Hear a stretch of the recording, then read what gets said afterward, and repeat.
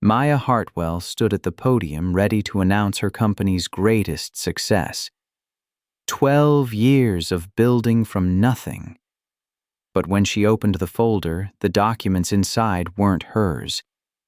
They belonged to Marcus Corvine, her business partner, her fiancé, the man she trusted completely. Her signature was on every page. Papers she didn't remember signing, terms she never agreed to. In front of 200 witnesses, she discovered she'd just lost everything. This is the story of a woman who was loved strategically, betrayed systematically, and who spent decades fighting to prove that trust can be weaponized. What she won in court could never restore what was taken in private. Some victories cost more than any defeat ever could. Welcome to Mr. Douglas Tales. May wisdom guide your choices, strength carry you through trials, and clarity reveal truth when deception surrounds you. In every challenge, may you find the courage to protect what you've built and the discernment to recognize loyalty from strategy. If these words resonate with you, I'd be grateful if you'd like this video and subscribe to the channel.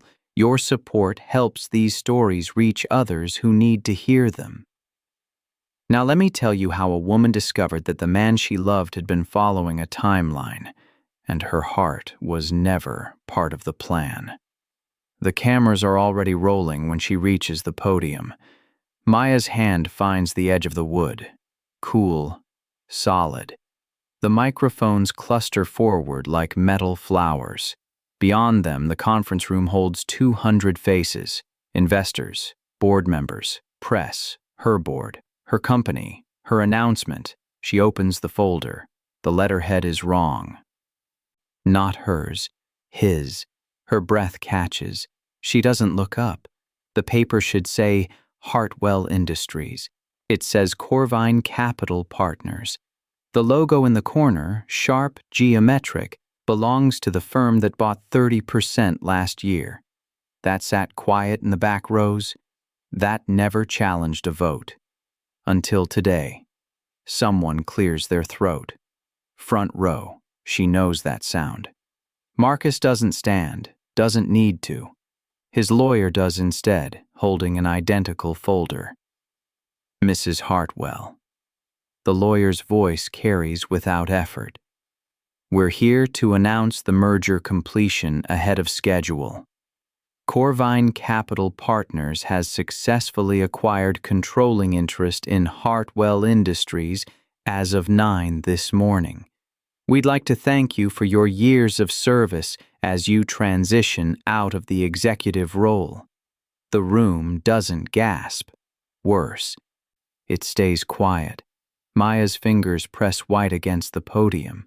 The paper beneath her hand blurs. The words are there. Merger terms, signature lines, board votes she never saw, dates from weeks ago, her own signature at the bottom. She signed it. She remembers signing it. She doesn't remember this. That's not. Her voice sounds far away. She stops, tries again. The terms were different. The terms were amended per clause 17. You'll find your approval on page 9. Page 9. She flips. Her signature. Again. The room tilts. Someone's phone camera light catches her face. Then another. The clicks are soft but multiple. She can feel them like pressure. Marcus finally stands. He doesn't walk to the podium. Doesn't need to. Thank you, Maya. We'll handle the transition briefing from here. Your assistant has your severance package and NDA waiting in the executive suite. Severance. NDA, her company. She built it. 12 years. From her garage to 11 floors in the financial district. Her name on the building, her risk, her vision, her signature on a document she doesn't remember. The lawyer moves toward the podium. Not aggressive, just steady. She's in his way now. Maya's hand releases the wood. Her fingers ache. She didn't realize she was gripping that hard. She steps back. The lawyer takes her place. The folder stays on the podium. He doesn't touch it. Doesn't need to. It's already done. Someone in the third row starts clapping. Polite, brief. Others join. Not for her, for him, for the new direction, the strong leadership, the inevitable transition. Maya walks. Her heels click against marble. Loud, singular. The sound follows her to the door. No one else moves. The applause fades before she reaches the hallway. The door closes behind her with a soft sound. Severance package. Executive suite. Her suite. She starts walking. The elevator won't respond. Maya presses the button for the top floor. The panel lights up, then dies. She tries again. Nothing. The buttons below work. Lobby, garage, ground floor retail. Everything except executive access. Her key card. She pulls it from her pocket. The slot doesn't accept it. She tries twice more. The red light blinks each time. Denied. The elevator doors close. She's still inside. It descends without her input, smooth and silent, down to the lobby level. When the doors open, building security stands waiting. Not her head of security. Someone younger. Someone she hired last month but never learned the name of. Ma'am. He's polite, rehearsed. I'll need your building credentials and company devices. There's a box prepared for your personal items from the office. It's waiting at the front desk. I need to access my office. Your office has been reassigned. Mr. Corvine's team is conducting the transition. They've asked that you collect your personal items from reception.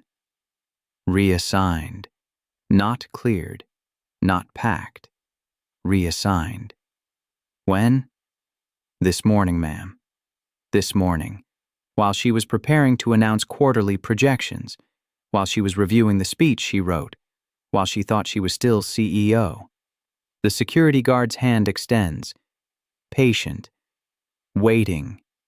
Maya removes her key card from the lanyard, her phone, company phone, the backup drive in her pocket with presentation files, the keys to the executive washroom. The guard produces a plastic bag, clear. He places each item inside and seals it.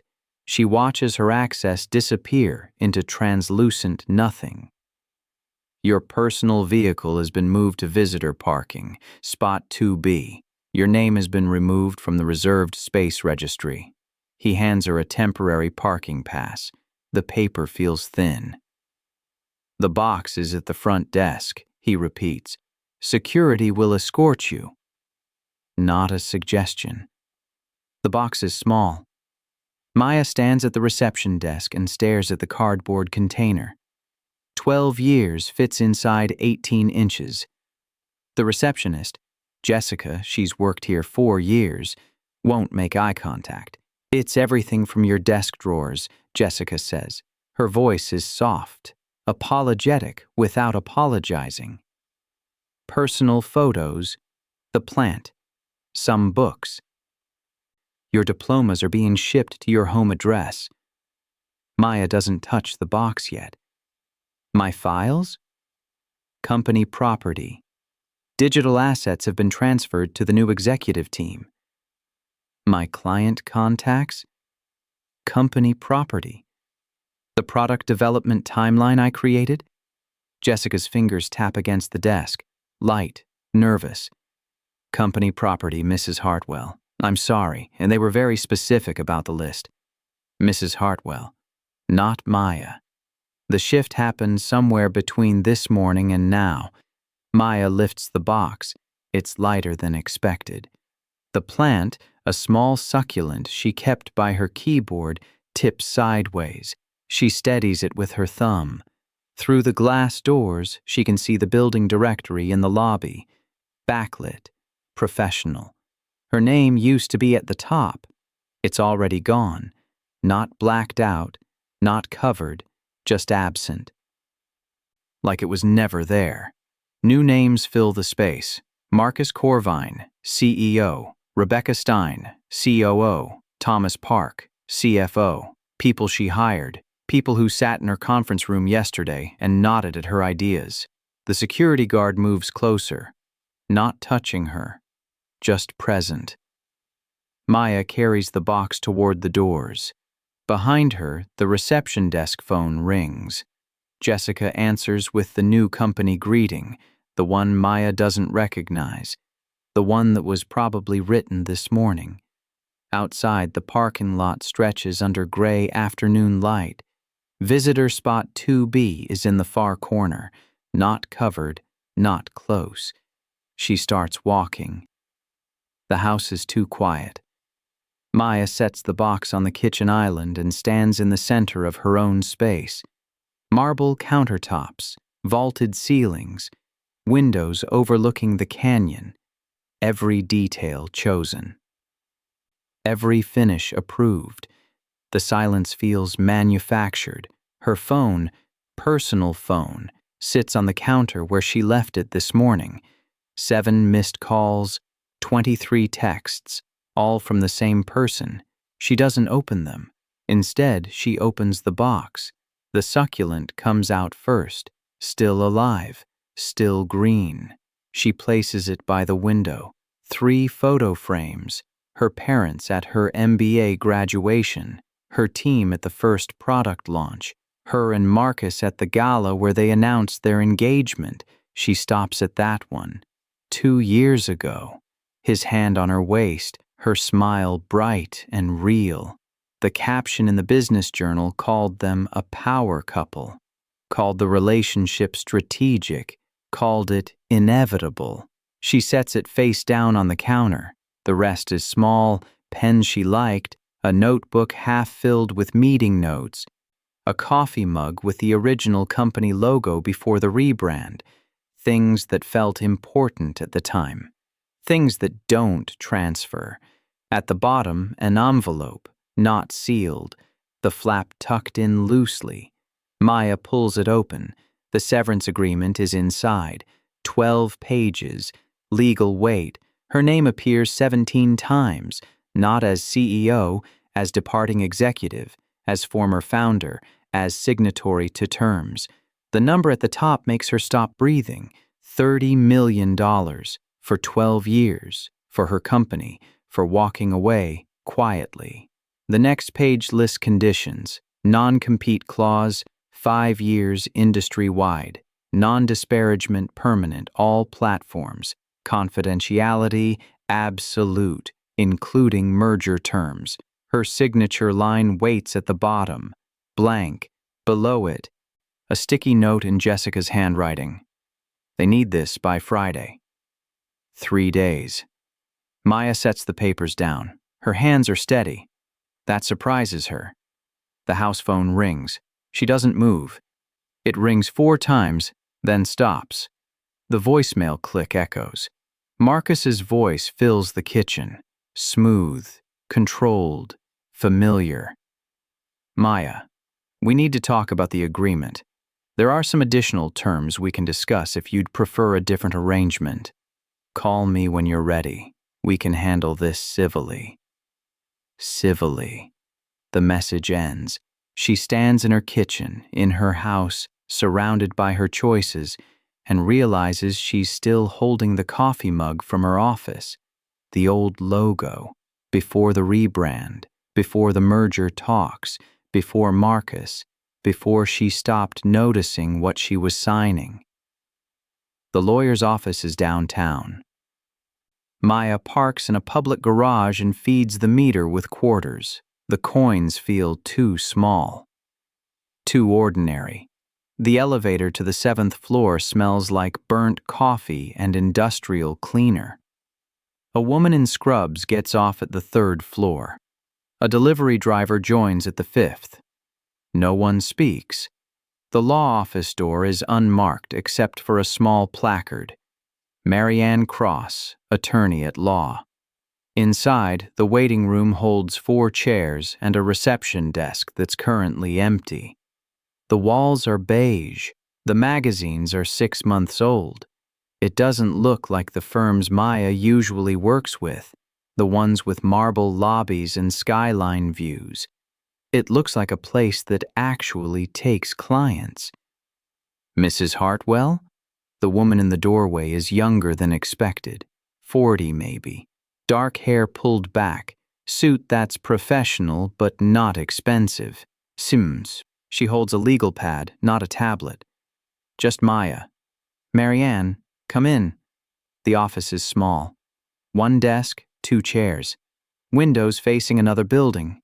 File cabinets line one wall. Everything looks used, lived in. Marianne closes the door and gestures to a chair. Maya sits. She places her bag on the floor. The severance agreement is inside, but she doesn't pull it out yet. I looked into your case after you called, Marianne says. She sits across from Maya, the desk between them. Corvine Capital Partners, the Hartwell Industries acquisition. It made the business news this morning. I built that company. I know. I read your profile in Forbes 2 years ago. Marianne opens a folder. Inside are printed articles, financial documents, public records. She's done her research. Tell me what happened. Maya does. The announcement. The folder.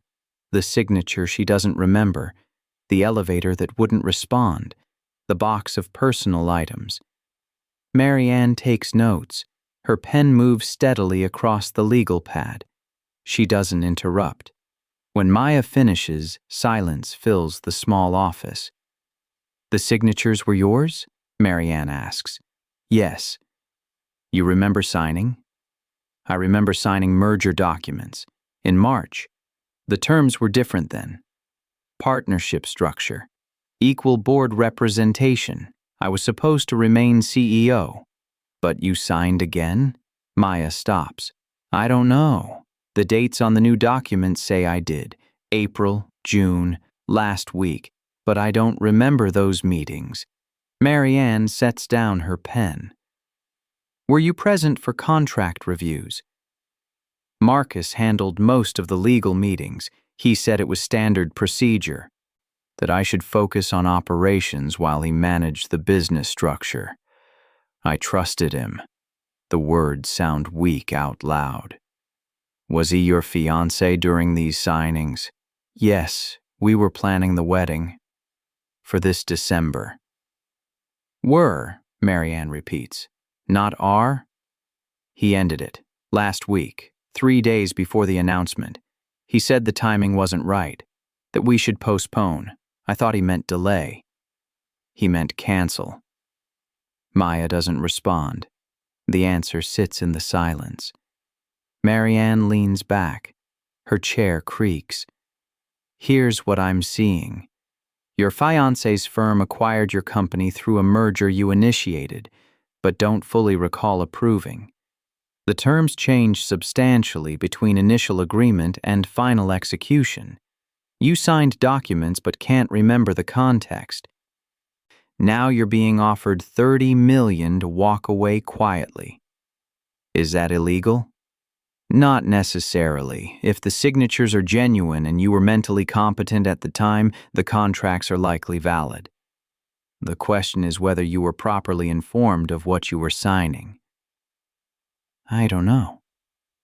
That's the problem. Marianne taps her pen against the pad. Without evidence of coercion, fraud, or incompetence, challenging the merger would be expensive and probably unsuccessful. Corporate acquisitions are designed to be airtight, especially when the target company's founder cooperates. I didn't cooperate. I was in love? Maya stops. I'm not judging, Marianne says. Her voice is gentle but firm.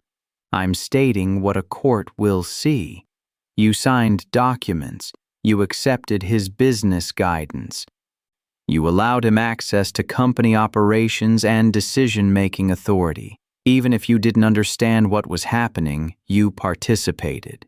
The office feels smaller. Can I fight it? Maya asks. You can try. It will take years, cost millions. require proving systematic deception or contractual fraud.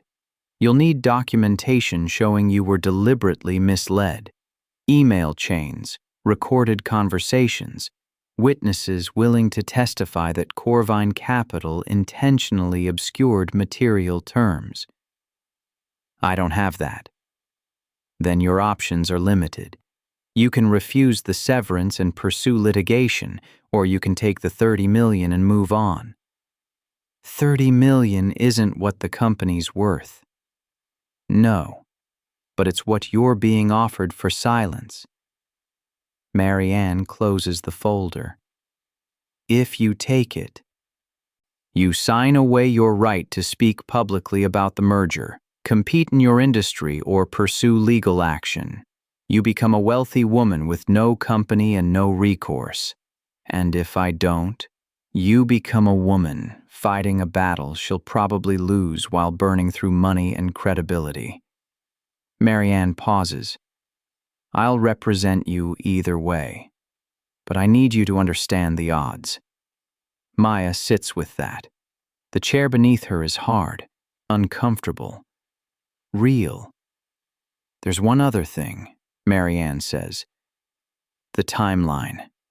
Marcus ended your engagement 3 days before the announcement. That's not coincidental.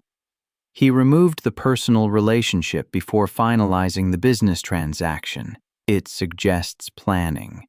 He was protecting himself, or protecting the acquisition. Personal relationships complicate business litigation. If you'd still been engaged, your lawyer could argue undue influence or emotional manipulation. As an ex-fiancé, you're just another business partner who signed a bad deal. The words land like stones. Maya stands. The movement is automatic, necessary. I need to think. Take your time. But Maya, Marianne stands too. Whatever you decide, don't sign anything else without reading it 3 times, and don't meet with Marcus alone. He wants to discuss additional terms. I know. That's why I'm telling you no. Marianne hands her a business card. If he contacts you, refer him to me. Don't negotiate. Don't explain. Don't try to fix this through conversation. That's how you got here. Maya takes the card. The paper is standard weight, nothing special. She leaves the office and takes the elevator down to the garage. The delivery driver from earlier is gone. She rides alone. In her car, she sits without starting the engine. The steering wheel is cold under her palms. Her phone buzzes. Text message. Marcus, we should talk before you do anything rash. This doesn't have to be adversarial. She deletes it without responding. Then she drives home through afternoon traffic that doesn't care about her problems. The city moves around her like it always has. Indifferent. Ongoing. The wedding venue calls on Thursday. Maya is in her living room on her laptop searching for information about Corvine Capital Partners. Their website is sleek, professional. Lists 15 successful acquisitions in the last 3 years. Hartwell Industries is already featured on the homepage under recent partnerships. Partnership, not acquisition. The language is careful. Her phone rings. Unknown number. She almost doesn't answer. Ms. Hartwell, this is Genevieve from the Belmonte estate. I'm calling about your December booking. The venue. The wedding venue. We received a cancellation notice from Mr. Corvine's office. However, your deposit was paid from your personal account, not joint. We wanted to confirm the cancellation before processing the refund. Maya sets down her laptop. He canceled. His office sent formal notice yesterday, but per our contract, both parties must authorize cancellation for full deposit return.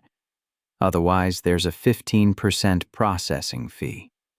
We tried reaching you at your office number, but it's been disconnected. Of course it has. I'd like to keep the booking. Silence on the other end, then careful. For the same event? No. Cancel the wedding. But I want to keep the date. And the deposit. I see. May I ask what you're planning to use the space for? Maya doesn't know yet, but something in her chest tightens at the idea of giving that date back to Marcus, of letting him erase it cleanly. A company event, she says. I'll confirm details by next week. Of course, I'll make a note in your file. The December 15th reservation remains active under your name. After the call ends, Maya stares at her laptop screen. The Corvine Capital website gleams back at her. Professional, successful, unstoppable. She opens a new search tab. Types, Corvine Capital. Partners legal disputes. The results load slowly. Nothing. Clean record. No lawsuits, no complaints, no scandals. She tries. Marcus Corvine fraud allegations. Still nothing. Just business profiles. Award announcements, charitable foundation work. She tries. Hartwell Industries merger lawsuit. One result, a business journal article from 3 hours ago. Hartwell founder expected to accept generous severance package. The article is brief, professional. It quotes sources close to the deal saying Maya Hartwell is negotiating departure terms after a successful merger. It describes the acquisition as mutually beneficial and strategically aligned. It mentions the $30 million severance as evidence of Corvine Capital's respect for Hartwell's contributions. Respect. Maya closes the laptop. Her house is still too quiet. She stands and walks to the window. The canyon stretches below. Green, expensive, removed from everything. She bought this house 5 years ago. First major purchase after the company went profitable. She remembered thinking she'd made it, that she'd built something lasting. The view hasn't changed. Her phone buzzes again. Different number. Maya Hartwell? Yes. This is Channel 7 Business News. We're running a segment on the Corvine-Hartwell merger and would love to include your perspective. Do you have a few minutes for a comment? No comment. We understand this is a difficult transition, but our viewers would appreciate hearing from you directly about. Maya ends the call. 2 more come in the next 10 minutes. Different outlets, same questions. She stops answering. By evening, her personal email has 43 new messages. Half are interview requests, the rest are LinkedIn messages from former employees, partners, investors. Everyone wants to know what happened. Everyone wants her side. She doesn't respond to any of them. The severance agreement is still on her kitchen counter, still unsigned, still waiting. 3 days became 2 days, became tomorrow. She needs to decide. The coffee shop is neutral territory. Maya arrives early Friday morning, 6 a.m. The place is nearly empty, just early commuters and one woman working on a laptop in the corner. She orders black coffee and sits by the window. The street outside is dark. The city wakes slowly. Marianne arrives 10 minutes later. She's carrying a leather messenger bag and looks like she hasn't slept much. Morning, she says, sliding into the opposite chair. You sounded serious on the phone. I'm not signing. Marianne sets down her bag. Okay. Tell me why. Because $30 million is what they're paying me to forget. To go away. To never mention that I built Hartwell Industries from nothing while Marcus was still closing small-time acquisition deals for his father's firm. That's ego talking. No, it's pattern talking. Maya pulls out her laptop, opens the search history she compiled last night. I looked into Corvine Capital's other acquisitions. 15 companies in 3 years. 9 were founder-led. 7 of those founders took severance packages and disappeared. None of them compete anymore. None of them speak publicly. None of them challenge the narrative. That's standard business practice. Maybe, but look at this. Maya turns the screen, shows a timeline she built. Every acquisition follows the same structure. Corvine invests early, takes minority stake, spends 2 years integrating with operations. Then suddenly the founder steps down. Terms are always confidential, always generous, always final. Marianne studies the screen. You're suggesting a pattern of manipulation. I'm suggesting a strategy. Marcus doesn't just buy companies. He removes founders, cleanly, legally, with their cooperation. Can you prove coercion? No, that's the point. There's never evidence of wrongdoing. Just a series of successful business owners who suddenly decide to walk away from their life's work. Marianne leans back. The coffee shop is filling up now. Morning crowd. People ordering complicated drinks. Even if you're right, Marianne says, proving systematic manipulation across multiple acquisitions would require testimony from those founders. Are any of them willing to talk? I don't know. But I can ask. They signed NDAs, same as what you're being offered. They can't speak without violating contract terms. Then I'll be the first one who doesn't sign. Maya closes the laptop. I don't need the 30 million. I need my company back, or at least I need the truth on record. The truth that you participated in your own acquisition? The words are harsh, intentionally so. Maya doesn't flinch. The truth that I was targeted, that Marcus built a relationship specifically to gain access to my company, that every document I signed was presented to me in the context of partnership, not takeover.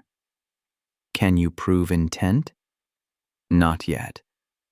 Then we're back to he said, she said. Corporate court doesn't care about broken hearts, Maya. It cares about broken contracts. And yours are intact. So I do nothing? I didn't say that. Marianne opens her bag, pulls out a legal pad covered in notes. I spent last night researching Corvine Capital's acquisition structure. There's something odd in the timing. She flips pages, finds what she's looking for. Every merger Marcus has completed includes a clause allowing the acquiring company to modify board structure within the first 90 days post-acquisition. Standard language, but in your case, he used it immediately. Usually there's a grace period, a transition phase. He didn't wait. Why does that matter? Because impatience suggests urgency, and urgency suggests vulnerability. Marianne taps the page. If he needed to remove you quickly, it might mean the acquisition isn't as solid as it appears. Maybe financing is contingent on your departure. Maybe investors are nervous about founder involvement. Maybe there's a competing offer he's trying to block. Or maybe he just wanted me gone. Maybe. But if there's financial pressure, we can use it. Force a renegotiation. Threaten to delay the transition. Corporate deadlines are expensive. If Marcus needs this closed fast, he might offer better terms to avoid complications. Maya considers that. The coffee shop noise fades to background. What kind of terms? Depends what you want. More money? Board seat? Restoration of your CEO position? None of those are likely, but we can negotiate from a stronger position if he's under time pressure. I don't want any of those. Marianne waits. I want documentation, Maya says. Full email records, meeting transcripts, every document I signed, with context notes showing how it was presented to me. I want proof of what happened, not for court, for me. That's an unusual request. Everything else is just money. Money doesn't fix what was taken, but knowing exactly how it happened, that matters. Marianne writes something on her pad. I can request full document disclosure as part of settlement negotiation. But Maya, even if we get it, you can't use it publicly, not without violating confidentiality terms. I know. Then why ask? Because I need to know if I'm crazy, if I really did just sign away my company through carelessness, or if every step was designed to make me think partnership while executing takeover. And if it's the latter, then at least I'll know I'm not the problem, that I didn't fail. I was just outmaneuvered. Marianne closes her pad. That's still losing. Yes, but it's losing while knowing exactly what game was being played. They sit with that. Outside, the sun is rising. The street fills with morning commuters. Life continues. I'll draft a response to their settlement offer, Marianne says. Request full documentation as condition of signing. See how they respond. But Maya, if they refuse, we're back to signing or suing. There's no third option. I understand. And if they provide the documentation and it shows you were just careless, that no manipulation occurred, then I'll sign. Take the money. Try to live with myself. Marianne stands, gathers her bag. I'll call you when I hear back. After she leaves, Maya sits alone with her coffee. It's gone cold. She drinks it anyway. Her phone buzzes. Text from an unknown number. Saw the news.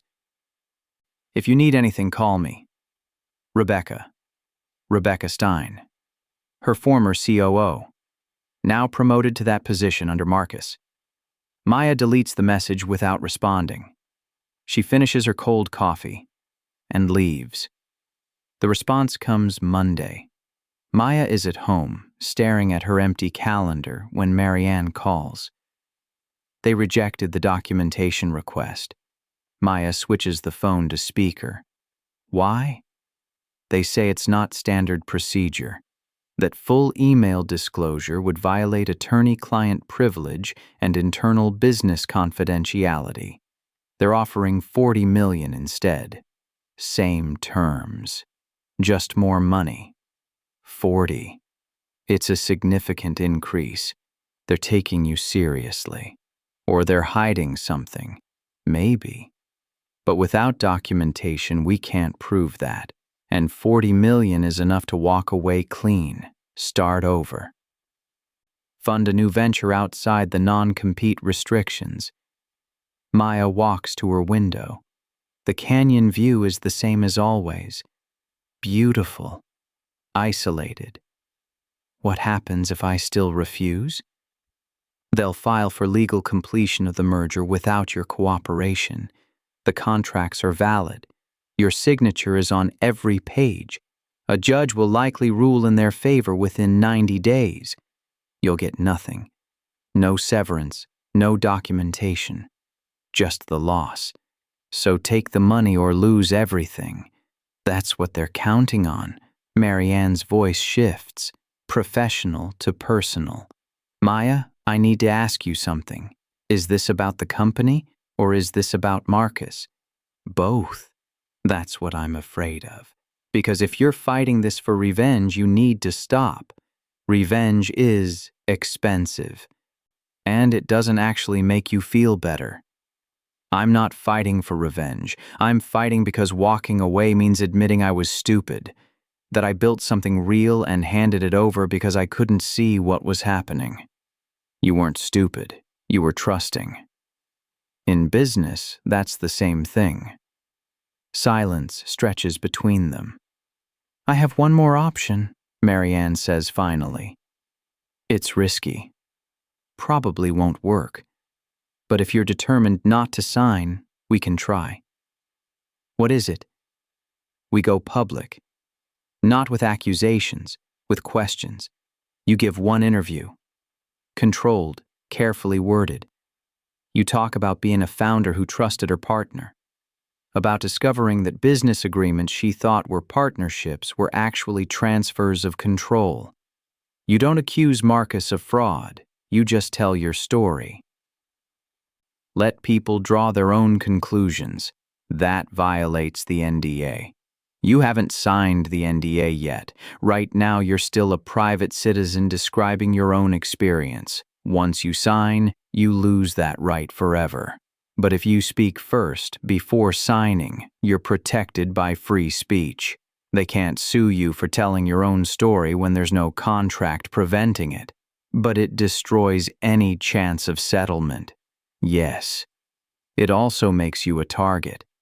Marcus will respond. His PR team will position you as a disgruntled ex-lover trying to damage his reputation. The business community will take sides. Most will side with him. He's more established, better connected, and he has the contracts. So I lose either way. Probably. But you lose differently. One way, you're silent and wealthy. The other way, you're public and broke. Only you can decide which version you can live with. Maya watches the canyon. Birds circle in the distance, hunting or playing. Hard to tell from here. I need to think. You have until Friday. That's when the settlement offer expires.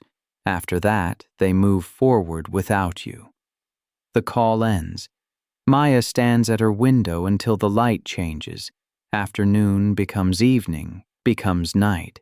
Her laptop sits on the coffee table, still open, still showing the Corvine Capital website. She closes it, then she makes a decision. The interview airs Wednesday evening. Maya sits in a local news studio, not national, not business-focused, just a regional program that covers community stories.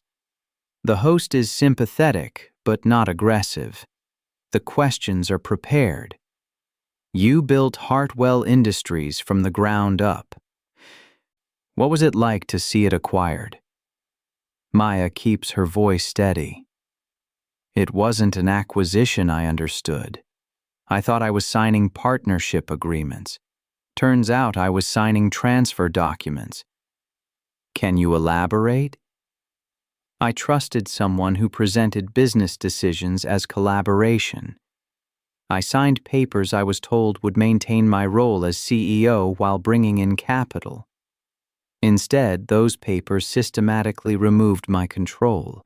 By the time I realized what was happening, it was complete. Are you saying you were deceived? I'm saying I was in a relationship where personal trust and business decisions became impossible to separate. I'm saying documents were presented in context that obscured their actual impact. I'm saying I take responsibility for not reading more carefully. But I also think founders, especially those in personal relationships with their business partners, need to be aware that trust can be weaponized. Is this about Marcus Corvine specifically? This is about my experience. I can't speak to anyone else's intentions. I can only describe what happened to me. The interview is 12 minutes long. Careful. Measured. She doesn't cry. Doesn't accuse. Just tells her story in calm, clear terms. It airs at 6 p.m. By 7, her phone is flooded. Messages from reporters, calls from lawyers, emails from investors. Everyone wants comment. Everyone wants to know if she's accusing Marcus of fraud. She turns off her phone. At 8, someone knocks on her door. Maya looks through the peephole. A man in a suit. Unfamiliar.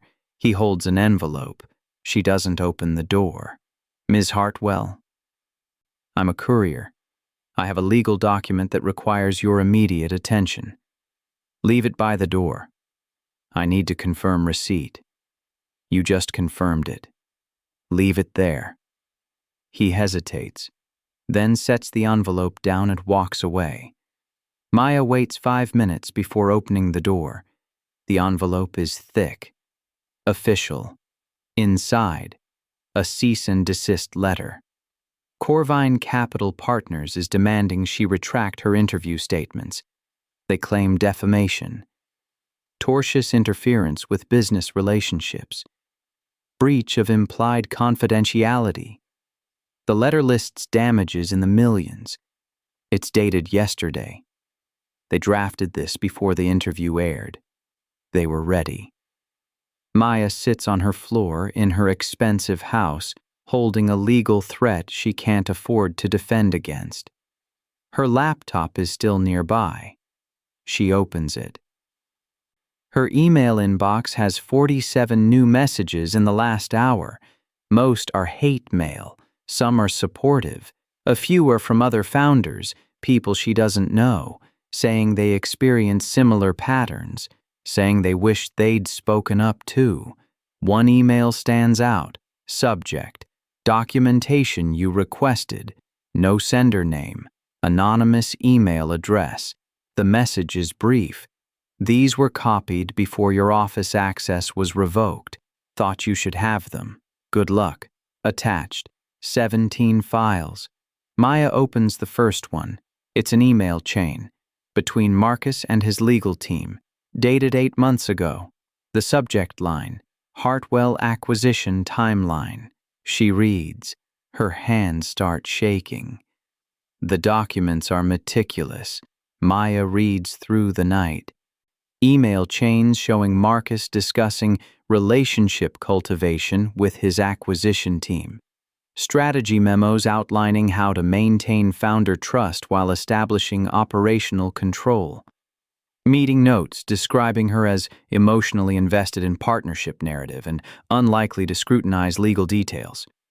There's a timeline, month by month. Each step planned. January: begin personal relationship. March: secure initial investment position. April: introduce modified board structure as streamlining. June: present control transfer documents as partnership refinement. September: finalize engagement for relationship stability during transition. October: complete merger terms and end personal relationship before announcement to avoid complication. Every step document, every decision calculated. She wasn't wrong. She wasn't careless. She was a strategy. At 4 a.m., Maya calls Marianne. Doesn't care about the time. I have it, the documentation. All of it. Marianne sounds groggy, then alert. How? Someone sent it, anonymously. Everything's here. Emails, strategy memos, meeting notes, proof that the entire relationship was designed to facilitate acquisition. Forward them to me, now. Don't delete anything. Don't modify anything. Just forward exactly what you received. Maya does. Her hands are still shaking. Maya, Marianne says carefully, this changes everything. But we need to authenticate these documents before we can use them. If they're real, you have grounds for fraud. If they're fabricated, you're looking at additional defamation claims. They're real. I recognize the email addresses, the meeting references. The timeline matches what happened. I believe you, but we need to prove it legally. That will take time, and money you don't have. So what do? Nothing. Yet. Let me review everything. See what's actionable, but Maya, whoever sent you these committed a crime. Corporate espionage. Unauthorized access to confidential documents. If Corvine discovers the source, they'll prosecute. And if they trace the leak back to you, they'll argue you orchestrated it. I didn't. I know. But perception matters in court. Be prepared for them to claim you're fabricating evidence out of revenge. Maya sits with that. The sky outside is lightening, dawn approaching. What about the interview? The cease and desist? We respond carefully. We don't retract. But we also don't escalate until we have authenticated documentation. Can you hold out for a few weeks? I don't have a choice. Good. Stay quiet. Don't respond to press. Don't engage with Marcus or his team. Let me handle this. The call ends. Maya sits in her living room as morning arrives. The documents are still open on her laptop, evidence of exactly what happened, exactly how she was targeted. It should feel like vindication. Instead, it just feels like confirmation that she was never the person Marcus loved, just the obstacle he needed to remove. The legal filing takes 3 weeks. Marianne works with 2 other attorneys, specialists in corporate fraud. They authenticate the documents, trace the email metadata, build a case showing systematic deception designed to manipulate founder trust during acquisition negotiations. It's airtight, professional, devastating. They file in Superior Court on a Thursday morning. The lawsuit alleges fraud, breach of fiduciary duty, intentional misrepresentation, and unjust enrichment. It seeks restoration of Maya's CEO position, dissolution of the merger terms, and punitive damages for emotional and financial harm. The business press picks it up within hours. Hartwell founder sues Corvine. Capital for fraud, claims romantic relationship was acquisition strategy. The coverage is explosive, not because fraud claims are unusual, but because Maya has documentation. Real evidence, strategy memos that read like manipulation manuals. By Friday, 3 more founders come forward, people who sold their companies to Corvine Capital, people who signed generous severance packages and stayed silent. They're willing to testify about similar patterns, similar timelines, similar pressure. By Monday, Corvine Capital's stock drops 18%. Maya watches from her house, reads the articles, sees Marcus's face in press photos, still composed, still confident, but slightly less certain. Her phone rings constantly. She doesn't answer most calls, but when Marianne calls Tuesday morning, she picks up immediately. They want to settle. Maya sits down. Already? The documentation spooked them. They didn't expect you to have internal strategy memos. And the additional founders coming forward makes this look like a pattern. They want to avoid trial, avoid discovery, avoid making this worse. What are they offering? Full restoration of your CEO position. Marcus steps down from operational control but maintains board seat. You retain 40% ownership. They drop the defamation claims. You drop the fraud lawsuit. That's everything. Not quite. You'd be CEO again, but Corvine still owns controlling interest. You'd be operating under their oversight, and Marcus would still be around, still involved. Maya stands, walks to her window. The canyon view is the same as always. What would you do? She asks. Honestly, I'd take it. You'd get your company back. You'd be vindicated publicly. You'd prove you weren't wrong about what happened. That's rare in these cases. But you'd still be working with the man who manipulated you, who weaponized your trust, who planned your removal while pretending to love you. That's a different kind of prison. So I choose between losing my company or working for my abuser. Those are the options, unless you want to keep fighting. Take this to trial. Risk everything on a jury decision. Maya thinks about that, about years of litigation, depositions, cross-examinations, her relationship dissected in public court, her business decisions questioned, her judgment scrutinized. There's one other thing, Marianne says. If you settle, part of the agreement is confidentiality about the terms. You can't discuss the strategy memos publicly. Can't use them in interviews. They stay sealed. So the truth disappears again. Not disappears. Just becomes private. The lawsuit already made the pattern public. Other founders already came forward. The damage to Corvine's reputation is done. But the specific documentation, That becomes protected. Why would I agree to that? Because it's the price of getting your company back. Maya closes her eyes. The sun is warm through the glass. I need to think. You have 48 hours. That's all they're giving you. The call ends. Maya stands at her window for a long time, thinking about 12 years of building, about trust and strategy, about loving someone who was following a timeline. Then she makes a call of her own. The meeting happens at a coffee shop, same one as before, early morning, empty tables. Rebecca Stein arrives right on time, still professional, still careful. Thanks for meeting, Maya says. Rebecca sits across from her, orders nothing. I wasn't sure you'd want to see me. You took my job. I was offered a promotion. I took it. No apology, just fact. Did you know, Maya asks, about the strategy memos, the planned timeline? Rebecca hesitates, then nods. Not everything, but enough. Marcus was clear that the goal was transition of leadership, that you'd be moved out eventually. I thought it was just business. It was just business. That's the problem. Maya, I'm not angry with you. I'm asking you a question. You're COO now. You're running day-to-day operations. If I come back as CEO, can we work together?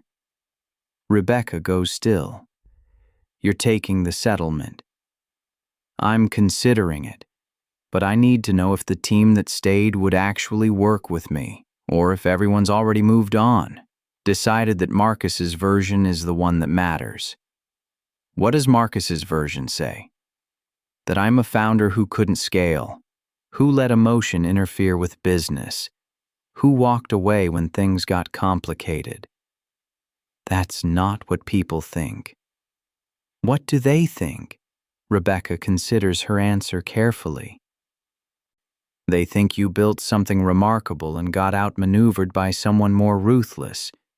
Most of them respect that. Some of them feel guilty for not speaking up when they saw what was happening. Did you see what was happening? Yes. But you didn't say anything. No, I thought it wasn't my place. That you were making your own choices. I didn't realize the choices were being framed to get specific results until I saw the strategy memos in the court filing. Maya drinks her coffee. It's still hot, still strong. If I come back, she says, everything changes. No more quiet transitions. No more strategic removals. I run operations. I make final calls. Marcus can sit on the board, but he doesn't get to manage me out ever again. He won't like that. I don't care what he likes. Rebecca almost smiles. Then yes. If you come back, I'll work with you. And I think most of the team will too. They miss your leadership. Marcus is effective, but he's not inspiring. What's the difference? You made people believe they were building something meaningful. Marcus makes them believe they're completing acquisition targets. Rebecca stands. That's not the same thing. After she leaves, Maya sits alone again. The coffee shop is filling up now. Morning crowd. Regular people with regular problems. She pulls out her phone and calls Marianne. I'm rejecting the settlement. Silence. Then, Maya. I don't want my company back if it means working under Corvine's control. If it means Marcus still has power over my decisions. If it means the truth stays sealed. Then what do you want? I want to take it to trial. Force full discovery. Make every strategy memo public record. Let a jury decide if what Marcus did was legal manipulation or fraud. That could take years. I know. You could lose everything. I've already lost everything. Now I'm fighting to make sure what happened to me is on the record, so the next founder knows what to look for. Marianne sighs. Okay. But Maya, you need to understand something. Even if we win at trial, even if the jury finds fraud, you probably won't get Hartwell Industries back. The company has moved on. The merger is complete. The business has new leadership. Best case scenario, you win massive financial damages and public vindication. Worst case, you spend years in court and end up with nothing. Then I'll have nothing. But I'll have the truth on record. That's not nothing. No, it's not. They end the call. Maya finishes her coffee, leaves money on the table. Outside, the morning is bright, clear. The city continues around her. She gets in her car and drives. Not home, not to her lawyer's office, somewhere else. The Hartwell Industries building looks the same from the outside. Glass and steel, modern, successful. Maya parks in visitor parking and sits looking at the structure she designed, the company she built. It's not hers anymore. Maybe it never will be again. But the fight isn't over. She starts the car and drives away. The trial is scheduled for 4 months later. During that time, Maya's life becomes depositions and document review. Marianne's team builds their case methodically. They interview the other founders. They trace the pattern of acquisitions. They document Marcus's methodology. Corvine Capital fights back hard. They depose Maya for 16 hours over 3 days. They question every business decision she made, every signature she signed, every moment she trusted Marcus. They position her as an emotional woman who confused business with romance, who signed contracts she didn't understand, who now regrets her choices and is blaming others. The press coverage is vicious. Half the business community sides with Maya, half sides with Marcus. The debate becomes a referendum on trust in business relationships, on whether romance and commerce can coexist, on who's responsible when both do merge. Maya stops reading the articles. She focuses on the case, on the evidence, on making sure the strategy memos speak for themselves. 2 weeks before trial, something shifts. Marianne calls. Her voice sounds different.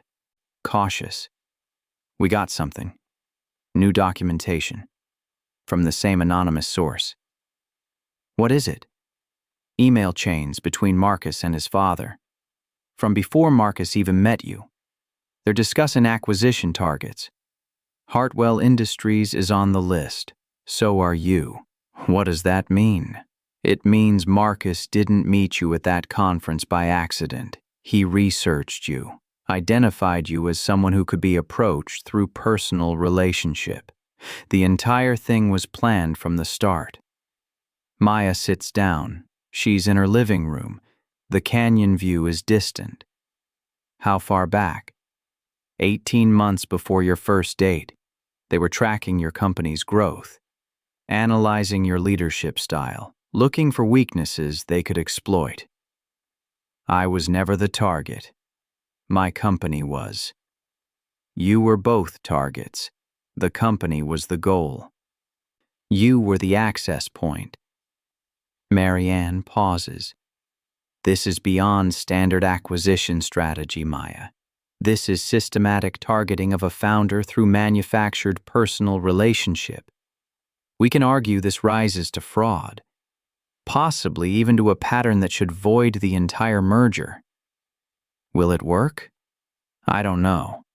But it's the strongest evidence we have that Marcus's actions weren't just opportunistic. They were premeditated. When do we present it? At trial, during our case in chief. But Maya, I need to warn you, this makes the case about more than business. It makes it about whether Marcus ever felt anything real for you. Whether any moment between you was genuine. That's going to hurt. I know. Are you sure you want this public? Maya thinks about that. About love that was actually strategy. About trust that was actually methodology. about a relationship that existed only to facilitate a business transaction. Yes, because if I don't make it public, then the next founder won't see it coming either. Okay, then we move forward. The trial begins on a Monday in March. Maya sits at the plaintiff's table wearing a navy suit, professional, controlled. The courtroom is packed. Press fills the gallery. Business leaders watch from reserved seats. Marcus sits at the defense table. He looks calm, confident, like he's already won. The trial lasts 3 weeks. Marianne presents the strategy memos, the email chains, the pattern of acquisitions, the testimony from other founders who describe similar experiences.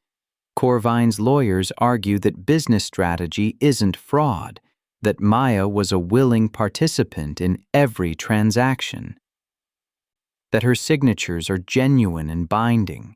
They present evidence of Maya's business decisions, her willingness to accept Marcus's guidance, her failure to seek independent legal review before signing documents.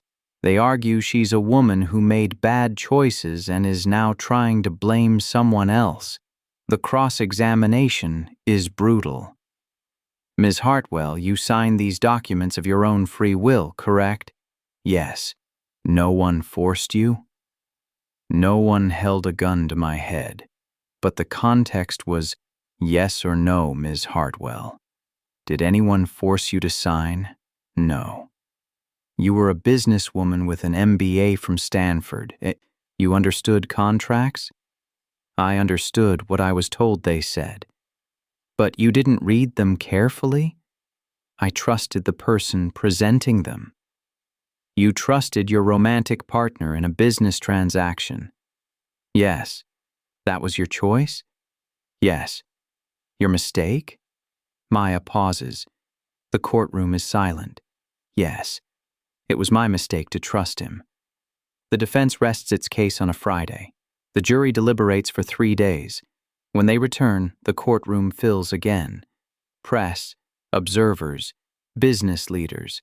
Maya sits at the plaintiff's table. Her hands are folded. Her expression is neutral. The foreperson stands. On the count of fraudulent misrepresentation, we find for the plaintiff. The courtroom erupts. Reporters rush for exits. Phones buzz. Maya doesn't move. On the count of breach of fiduciary duty, we find for the plaintiff. Marcus's expression doesn't change, but his lawyer leans in, whispering urgently. On the count of unjust enrichment, we find for the plaintiff. 3 counts, all in Maya's favor. The judge calls for order, reads the damages. $75 million. Punitive damages for systematic deception, plus the dissolution of the merger terms. Maya stands when the judge dismisses the court. The press surrounds her immediately. Marianne guides her through the crowd. They don't stop for questions, don't give statements. Outside, the courthouse steps are crowded. Cameras flash. Reporters shout questions. Maya stands at the top of the stairs for a moment, looking at the crowd, looking at the city beyond. Then she walks down and gets in Marianne's car.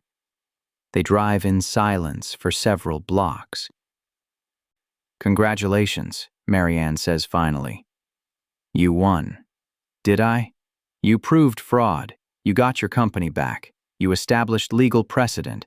Yes, Maya, you won. Maya looks out the window. The city moves around them. Traffic, people, life continuing. It doesn't feel like winning. It rarely does. But you change something. Other founders will be more careful now. Other acquisitions will be scrutinized more closely. That matters. Will Marcus face criminal charges? Probably not. Fraud in civil court doesn't automatically mean criminal liability, but his reputation is destroyed. Corvine Capital's stock is in free fall. No founder will trust him again. That's something. It's more than something. They pull up to Maya's house. The canyon view stretches beyond. What will you do now? Marianne asks. Go back to work. Rebuild. Make sure this never happens to anyone on my team again. That's good. That's strong. Maya opens the car door, then stops. Thank you for believing me, for fighting when it seemed impossible. You made it possible. You just needed someone to help you see what you already knew. Maya gets out, watches Marianne drive away. Then she walks into her house, sets down her bag, stands in her living room.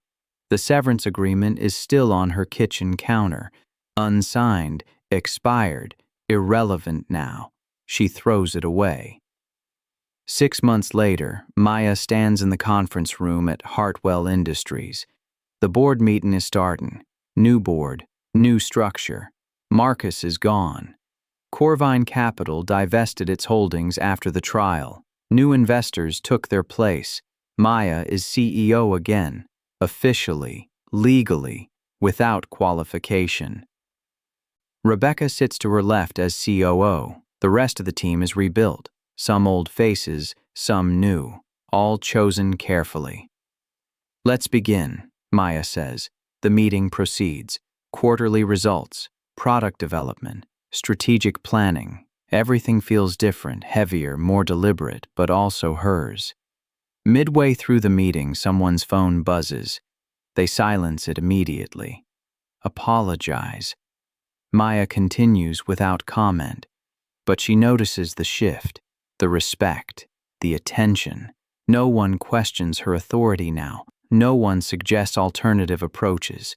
No one tries to guide her decisions. She's not sure if it's better, just different. The meeting ends. People disperse. Rebecca lingers.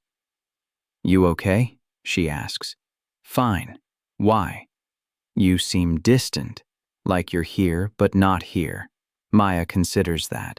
I'm adjusting. It's strange being back. It's strange having you back. In a good way. Is it good? Yes. People trust you.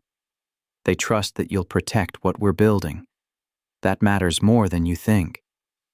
After Rebecca leaves, Maya stands alone in the conference room, the space where everything was taken, the space where she announced her own removal without knowing it. She walks to the window. The city stretches below. Building after building. Companies rising and falling. Hartwell Industries is still here, still operating, still hers. But the victory feels incomplete, like winning a war after the thing you were fighting for already changed. Her phone buzzes. Text from an unknown number. Congratulations on the verdict. You deserved better than what happened. M. Marcus. Maya stares at the message, reads it 3 times, then deletes it without responding. She turns off her phone and returns to her office. The evening light slants through windows. Her desk is the same. Her chair. Her space. Everything returned. Everything different. 3 years pass. Hartwell Industries grows, expands, launches new products. Maya leads with careful attention. She reads every contract, reviews every partnership, questions every relationship that blurs personal and professional lines. The company thrives, but Maya notices something changing in herself, a distance, a guardedness that wasn't there before. She doesn't date, doesn't form close relationships with business partners, doesn't trust easily. Her team notices but doesn't comment. They adapt around her caution. One morning she receives an envelope, delivered to her office, no return address. Inside, a wedding invitation. Marcus Corvine and Rebecca Stein request the pleasure of your company. The date is December 15th, the same date Maya's original wedding was scheduled for. The venue is the Belmonte Estate, the same location she kept on reserve after the cancellation. She stares at the invitation for a long time, then makes a call. Genevieve? This is Maya Hartwell. I have a question about my December booking. Ms. Hartwell. Yes, your reservation is still active. Did you need to update details? When did Rebecca Stein book the venue? Pause. I'm not sure I should share that information. Please, it's important. One moment. Sound of typing. Ms. Stein placed a reservation request 3 weeks ago, but the date was already held by you. We explained that. She offered to purchase your booking. We told her it wasn't transferable without your approval, and she asked us to contact you, see if you'd be willing to release the date. We haven't reached out yet because of the history. Maya sits with that. Rebecca knew the date was held, knew the venue, chose it anyway. Tell her she can have it, Maya says. No charge. My gift. Are you certain? Yes. Cancel my booking. Transfer it to her. After the call ends, Maya sits in her office. The wedding invitation lies on her desk. She should be angry, should feel something about Marcus and Rebecca, about the date, about the venue. Instead, she feels nothing, just a distant acknowledgement that some patterns repeat regardless of intervention. She throws the invitation away and returns to work. Years continue. Maya runs Hartwell Industries with steady focus. The company becomes a case study in business schools, an example of founder resilience, of survival after manipulation. She gives occasional interviews, speaks at conferences about recognizing predatory acquisition patterns, about maintaining autonomy in business relationships. She never mentions Marcus by name. Doesn't need to. Everyone knows the story. One evening she's working late when Rebecca appears at her office door. Maya looks up. You need something? Can we talk? About the fact that you gave me your wedding venue, that you didn't respond to the invitation, that you've barely spoken to me in 3 years despite working together daily. Maya sets down her pen. What would you like me to say? I'd like you to say you're angry, that you feel betrayed, that it bothers you. Why? Because pretending it doesn't bother you is worse than admitting it does. Maya considers that. You fell in love with Marcus? Yes. Knowing what he did to me? Knowing everything. Yes. Why? Because people are complicated, because he's not just the person who hurt you, because I made my own choice. Rebecca sits in the chair across from Maya's desk, uninvited. I'm not asking for your blessing. I'm asking if we can work together without this distance between us. We work together fine. No, we function together. That's different. Maya leans back. What do you want from me, Rebecca? I want you to be honest, to tell me if you can actually move past this, or if I need to leave. You're the COO, you're good at your job. Why would you leave? Because this company was built on trust. And right now, you don't trust anyone, least of all me. The office is quiet. Outside, the city glows. Building lights, traffic, movement. You're right, Maya says finally. I don't trust you. I don't trust that you won't wake up one day and realize Marcus is following the same pattern, that you're not his partner. You're his access point. What if you're wrong? What if he learned something from what happened? People don't change their fundamental nature. They just get better at hiding it. That's cynical. That's experience. Rebecca stands. I'm not asking you to forgive him. I'm asking if you can let yourself trust again. Anyone. Because this, she gestures at Maya's office, the late hour, the empty space. This isn't winning. This is surviving. There's a difference. After Rebecca leaves, Maya sits alone. She thinks about trust, about partnership, about building something while maintaining distance from everyone involved. She thinks about the kind of leader she's become: effective, respected, isolated. Then she returns to work. 10 years after the trial, Maya receives a call. Unknown number. She almost doesn't answer.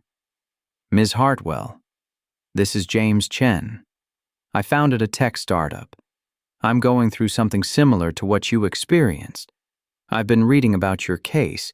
I was hoping you might have advice. Maya listens as James describes his situation: an investor who became a romantic partner, documents he signed without fully understanding, merger terms that changed. The pattern is familiar. What do you want to do? Maya asks.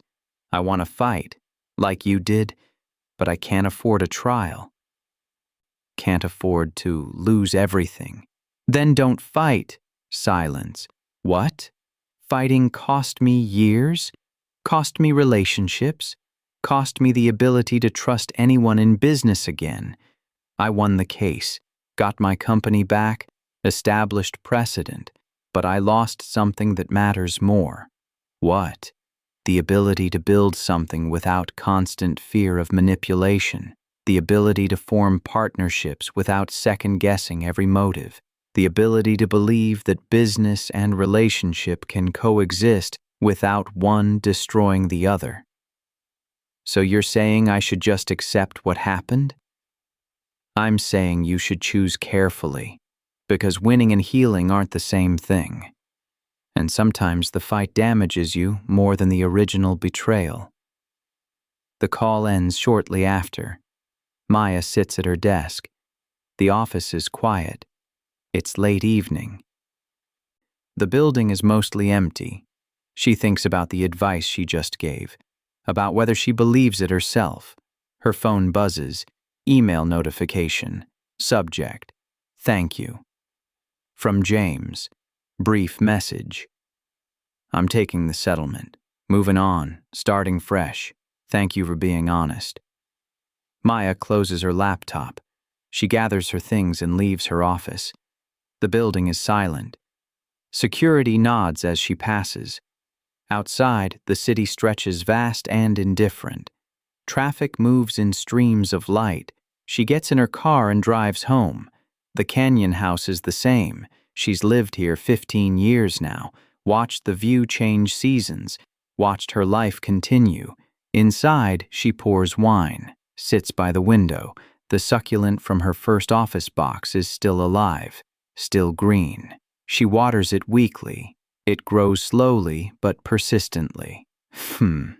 She thinks about what she's built, what she's protected, what she's lost. The company is thriving. Hartwell Industries just hit record revenue. The team is strong. The products are innovative. Everything she worked for is succeeding.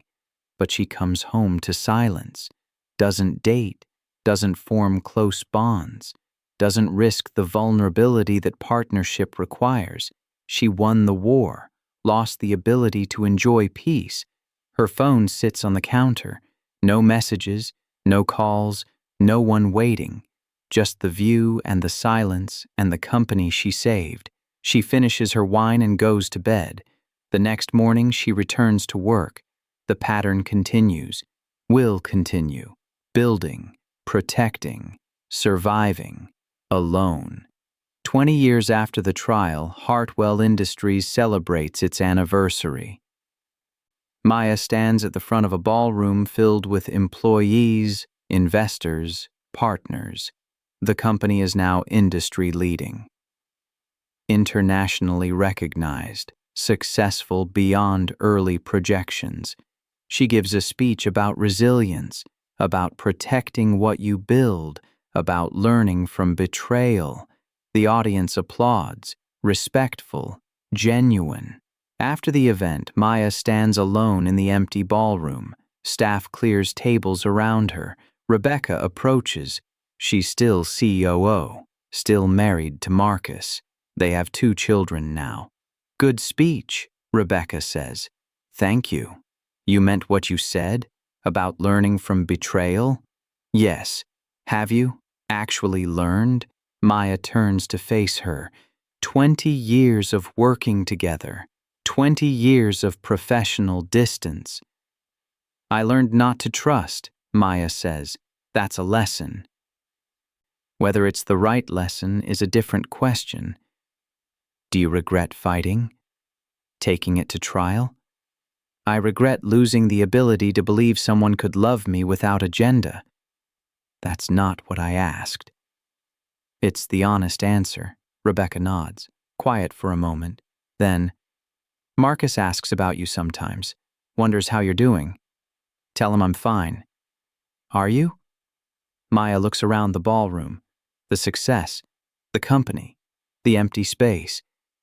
I'm exactly what I chose to become. Rebecca leaves.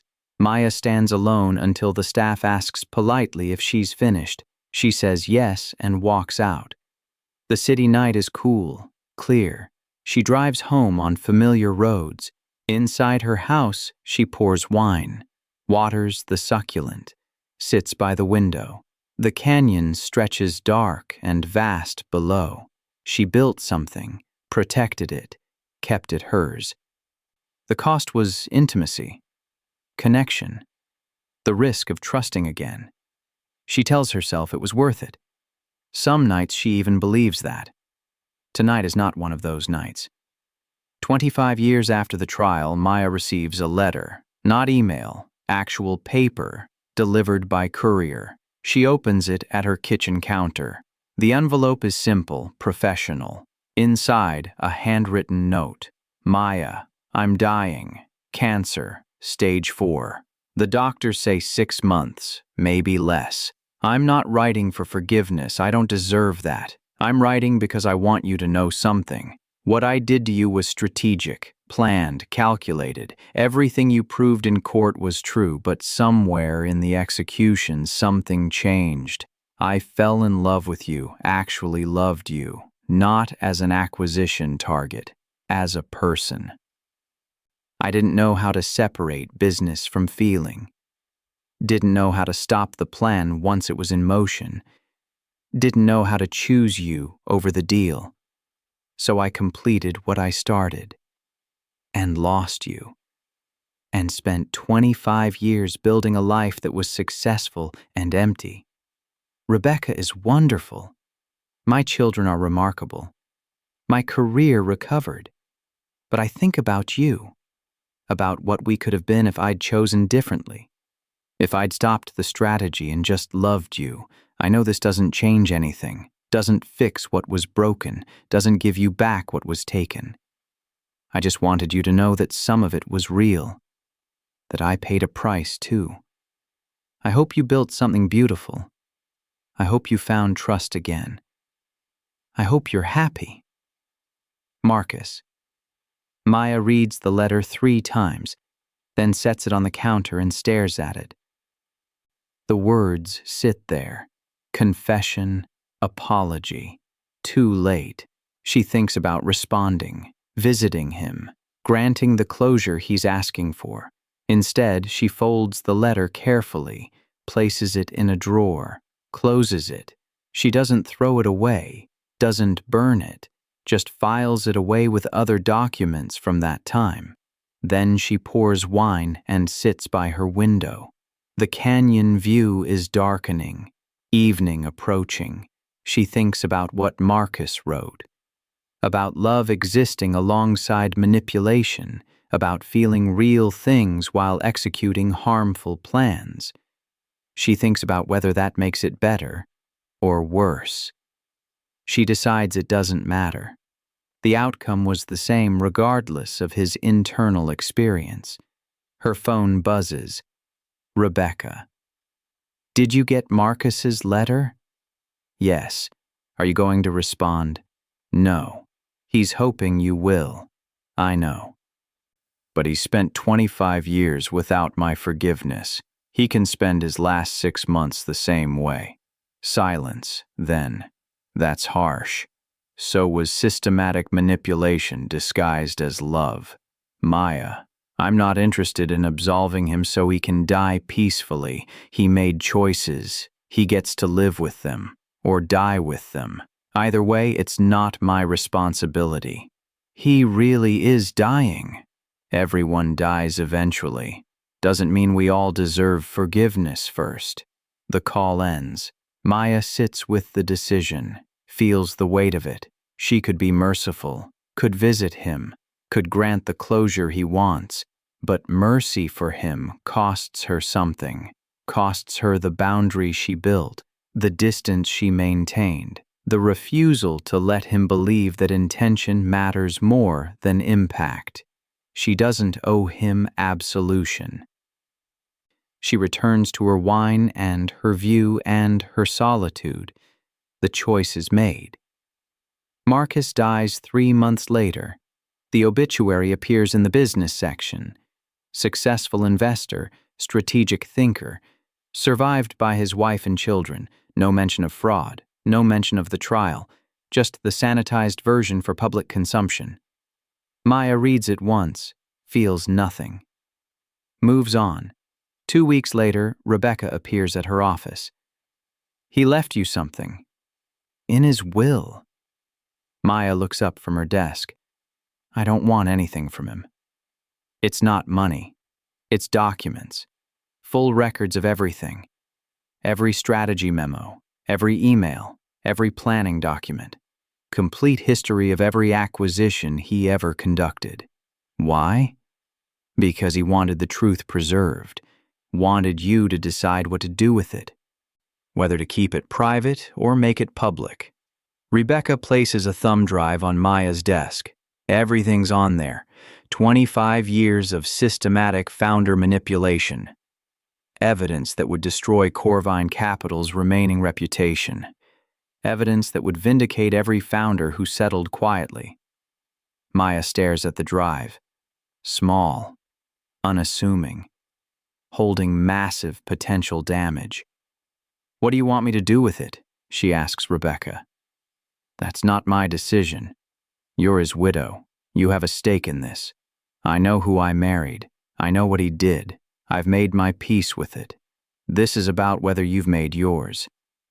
Rebecca leaves the drive and walks out. Maya sits alone with it. The evidence she fought for 25 years ago. The documentation that would prove everything. That would give other founders the information they needed to make informed choices. She picks up the drive, holds it, feels its weight. Then she locks it in her desk drawer, not to hide it, not to protect Marcus's reputation, but because releasing it would require engaging with his legacy, would require letting him matter again, would require reopening wounds that finally scarred over. She doesn't owe him that either. The drive stays locked away. 30 years after the trial, Maya stands at the window of her office. She's 62 now, still CEO, still running Hartwell Industries, still successful. The company has outlasted Marcus, outlasted Corvine Capital, which folded 5 years ago under investigation for acquisition fraud.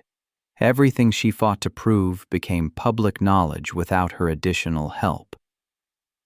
Other founders spoke up. Other victims came forward. The pattern Marcus started became undeniable. Maya's case was the beginning, not the end. She thinks about that sometimes, about whether the fight was worth it. The answer is complicated.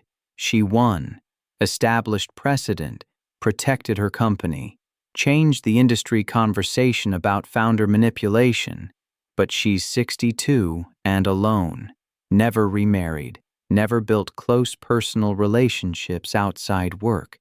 The company is her legacy, also her prison. She built walls too high to climb back over. A knock at her door, one of her younger executives, brilliant woman, 30 years old, founder energy. Maya, do you have a minute? Of course. The woman sits, nervous, excited. I've been approached by an investment firm. They want to fund my side project, make it a real company. but they're asking for majority control in exchange for capital. Maya's attention sharpens. What kind of control? Board seats, operational oversight, final approval on strategic decisions. They say it's standards for startups. Who's the firm? The woman names it. Maya recognizes the structure, the pattern, different name, same methodology. Don't take the deal, Maya says, but the capital would let me scale faster, launch earlier, build the team I need, at the cost of autonomy.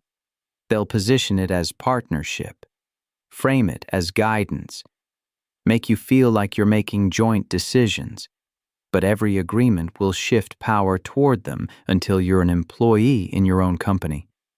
How do you know?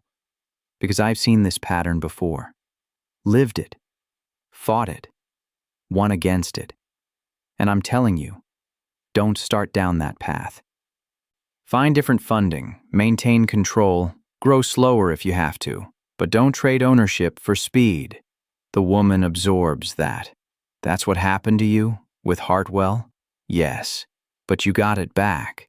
After years of litigation, after losing trust in everyone around me, after becoming someone who can't build relationships without suspicion. Is that what you want? Silence. I'll find other funding, the woman says quietly. After she leaves, Maya returns to her window. The city stretches below. Building after building, companies rising and falling, founders learning the same lessons over and over. She wonders if her warning will be enough, if this younger generation will be smarter, more careful, less trusting. She wonders if she's helping or just spreading her own damage. Her phone buzzes.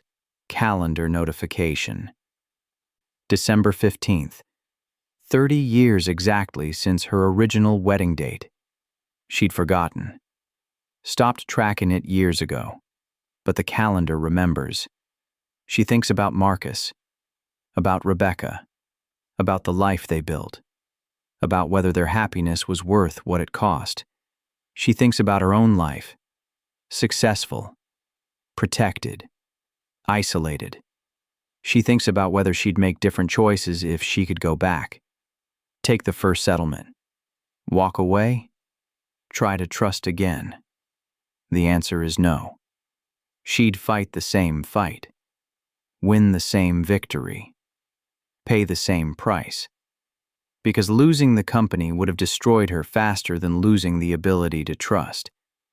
At least this way, she has something to show for the damage. She returns to her desk and continues working. The pattern holds. Success. Distance. Survival. Alone. Maya retires at 65. The board throws a celebration, recognition for 30-plus years of leadership, for building Hartwell Industries into an industry standard, for surviving what should have destroyed her. She gives a brief speech, thanks the team, transitions leadership to her successor. Then she leaves the building for the last time as CEO. The drive home is familiar, the same route she's taken for decades. Inside her house, she sets down her bag, removes her shoes, stands in the center of her living room. The silence is total. No work to return to, no crises to manage, no company to protect, just her and the canyon view and the space she built her life around. The succulent from her first office box is still alive.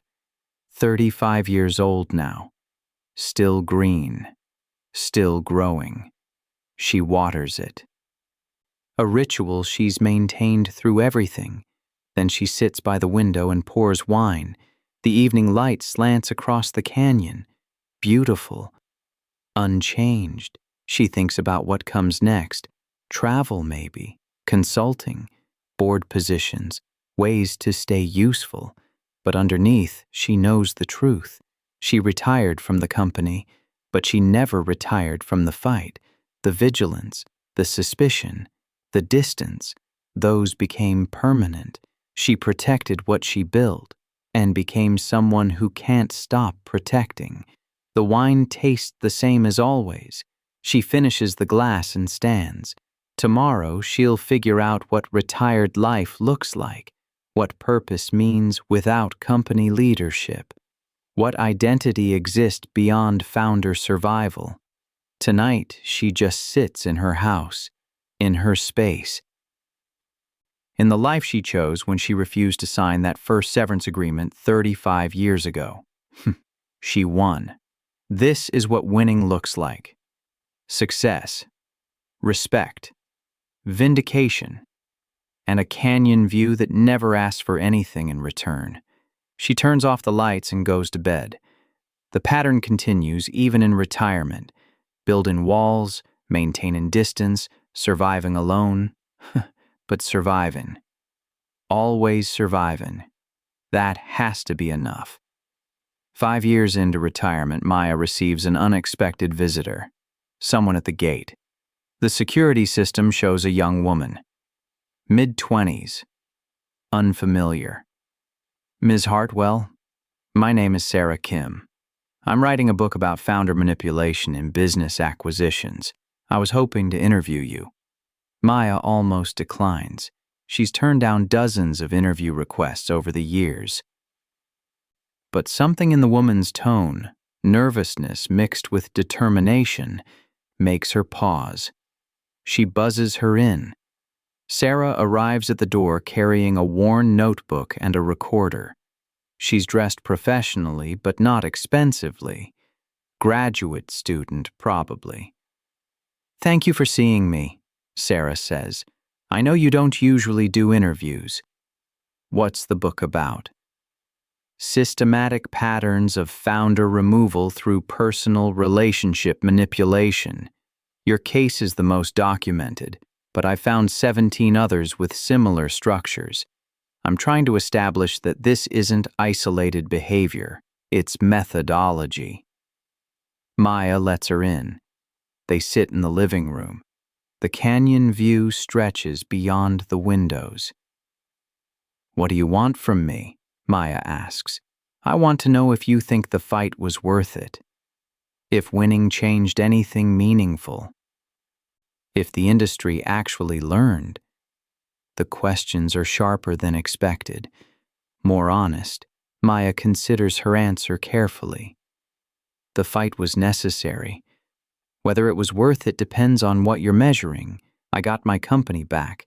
I established legal precedent. I made systematic manipulation visible. But I never learned how to trust again. Never rebuilt the ability to form close relationships. Never figured out how to run a company without assuming everyone had hidden agendas. Sarah writes quickly.